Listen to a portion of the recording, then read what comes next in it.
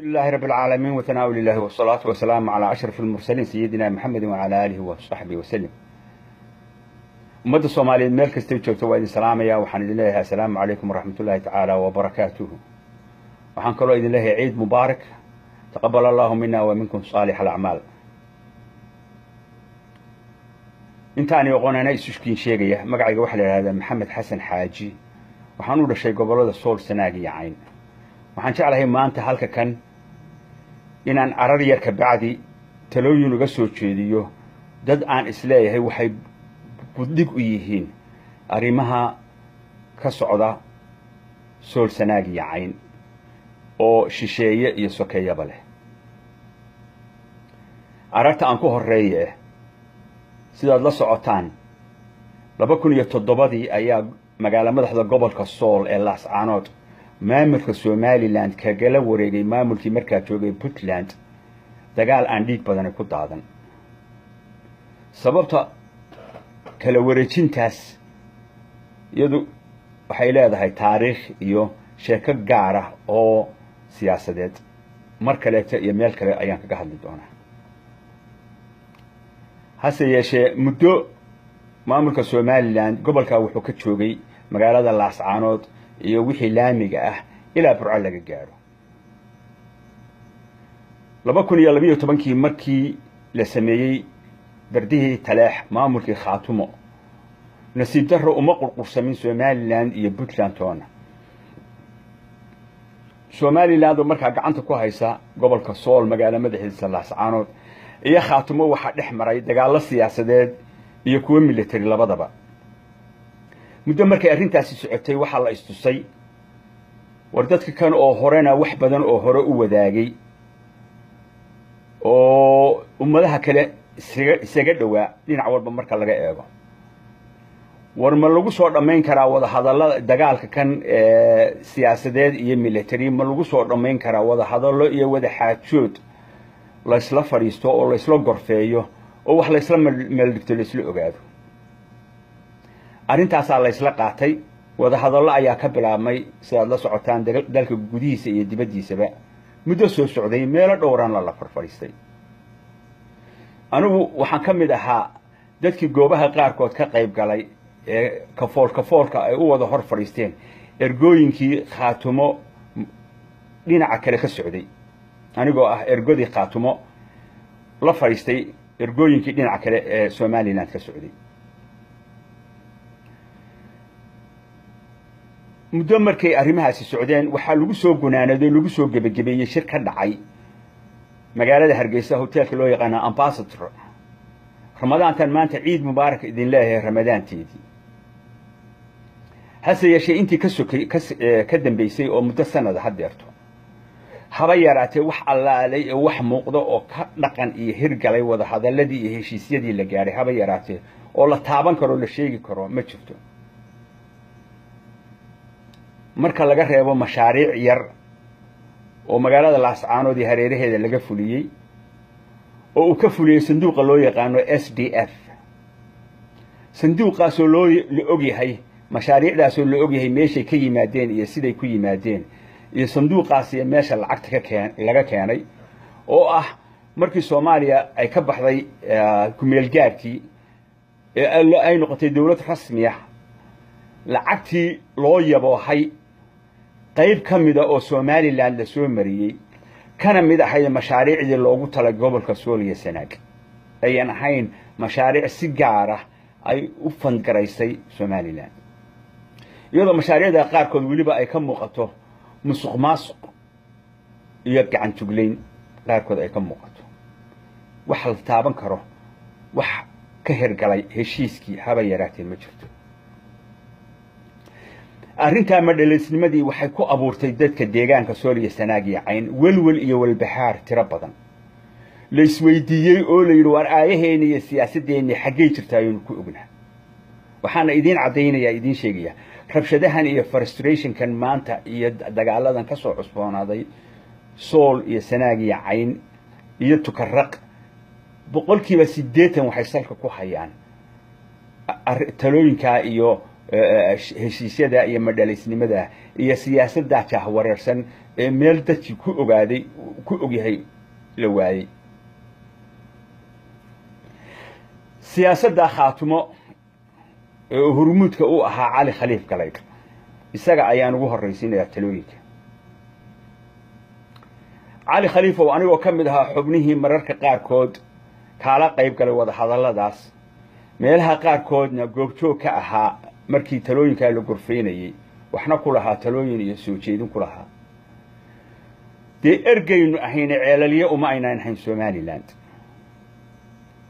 soomaalida waxay ku mahmaadaa ergo wixii la siiyana waa cuntaa wixii la farana way sheegtaa waa run waynu gaadhsiinay dhinacii kaleeto wixii layna faray waynu gaadhsiinay iyadoo cad oo qeexan oo dharaar ka cad baynu hor dhignay oo u balballaadhinay oo u turxaan tiray anaa taa kuu huba oo markhaati kaaga oo kuu qiraya dhinacii kale ogaalkay iyo intaan xog iyo xaal ka hayay intaan agtii halkaa ka dhowaa waa garwaaqsadeen way garawsadeen wayna qaateen waana ballan qaadeen inay howlahaas sida ay yihiin u fulinayaan oo dhinacooda uga soo dhalaalayaan hase yeeshee sanadka bacdi ayaan daro waxaba yaraatee ka midho dhalay ma jirto marka waa laba mid un ama waxaanaan ogeyn inay gacan uur ku jirta tahay oo soo socdaan ama in dee waa layskaga baxaa heshiiska waa heshiisyadana waa layskaga baxaa erganimadana waa laysku gacan saydhaa waa laysku diidaaya erganimadeennii inay qurqursami weyday oo gadmi weyday oo qoladii kaleeta ay u cuntami weyday haddii marka ay hore tahay oo wax soo socdaan oo heshiiskii iyo go'aanadii iyo talooyinkii wax ka soo naasacad yihiin ilaa haddeer waxba lagama haye waxaan codsan lahaa soo jeedin lahaa inaad ummadda la hadasho oo qanciso una sheegto oo ka dhaadhiciso waxa meesha wax marayaan iyo waxa rajada ee ay ku naaloon karaan ay ku yididiilan karaan soo socda hadday tahay maamul iyo iskaashi hadday tahay wax wada lahaansho iyo wax wada qaybsi wax kastaba ha ahaatee waxaad u hayso ee u soo socda inaad u qeexdo oo caddayso haddaan waxba u soo soconin oo waxaad og tahay oo u soo jeedaa uusan jirin hadalladaadii maalintii ugu dambaysayna aan maqlayay oo aad weli leedahay war hadda ma aanaan heshiinin garanayninna goorta aad heshiin doontaan ee heshiis iman doono waxaan ku talin lahaa optionka labaad ee ah dee taladii inaynu dibi ugu celinno dadkii lahaa una xog warranno una sheegno meesha sida wax u dhaceen dabeetana ay iyagu halkaa ka sii ambaqaadaan tale haddaan la rogrogin rag baan helin baa la yidhaha dib dambe taladii loo rogrogo laakiin aan dib dambe loogu jirin humaag iyo wax aan la garanaynin inay wax ka dhalan doonaan iyo in kaleeto cali khaliif taasaan kula talinaya madaxda somaliland waxaan leeyahay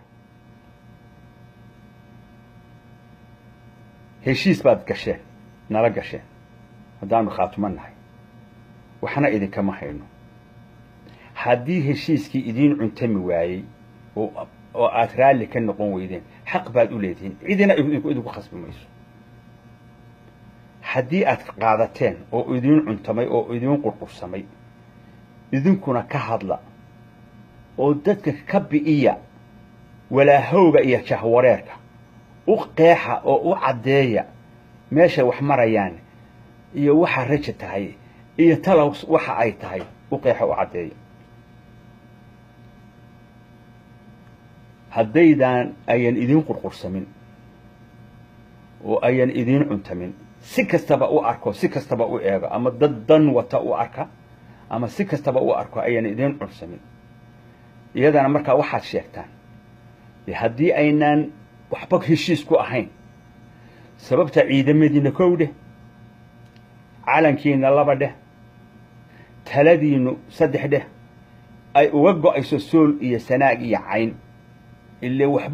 waxba heshiis kuma nihin ilaa waxba islama inaan meel dhigane ilaa waxba iskuma inaan raacine sababta ay uga go'ayso oo calanka Soomaaliland uga dul babanayo sool iyo sanaag iyo cayn taa noo sharxa Soomaaliland madaxdeedana intaasan ku leeyahay shacabka Soomaaliland waxaan leeyahay dad walaala ah baynu nahay dad islaam ah baynu nahay dad wax badan oo sokeeyanimo ka dhaxeeyaan baynu nahay dad wax badan oo taariikhi ka dhaxeeyaan baynu nahay nin siyaasi ah kalena guuri mayno ilaahay bay iskeen baday derisnimadeena nin siyaasi ah oo dangaara wata yuusan ina kala dilin yuusan shacabka ina kala dilin shacabkeena yuu ina kala dilin qof walba marka aad dhegaha ka maqasho qof siyaasi oo hadlaya ciddu doonaba ha ahaato inuu doonaba ha ka soo jeedin isweydiiyo waxa tiraahdaa war ula jeedada ka dambaysta ee ninka qofkan hadlaya uu leeyahay ma dangaaraba oo ama dhaqaale ku ilaashanaya ama mansab iyo darajo ku ilaashanaya ama uu dambi iyo xasarad ku oogayo mise waa danguud oo islaanimo oo waxtara oo hodantinimo iyo wanaag iyo barwaaqo ummadda u horseedaysa arrintaana ku go'aan qaado go'aankaagu taaha ku salaysnaado yuusan ku salaysnaanin waxa ninka siyaasiga dhagaha kuugu ridayo ama indhaha ka tusayo shacabka Soomaaliland intaasan ku leeyahay tolkay ismada tolkay waxaan leeyahay waa media oo wax badan sheegi maayo hase yeeshee dee waad aragtaan dadkii aad ismada u ahaydeen cimaamadaha u sidatiin ama caaqila ahaada ama garaada ahaada dee meesha ay tala ka taalo